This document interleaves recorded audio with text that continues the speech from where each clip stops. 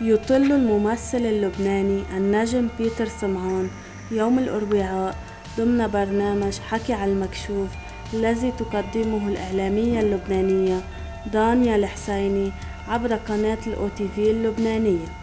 إن الحلقة ستشهد اتصال من الكاتبة منى طايع للتكلم حول نجاح بيتر في مسلسل أمير الليل وكذلك حول نجاح المسلسل، وسيكون هناك مداخلة هاتفية من مصر مع الممثلة ميس حمدان. وخلال الحلقة بيتر سيتكلم عن نجاح دوره في المسلسل أمير الليل وعن دوره في أدهم بيك. كذلك سيتطرق الحديث مع بيتر حول العديد من المواضيع الفنية. للمزيد من الأخبار الرجاء الاشتراك بالقناة.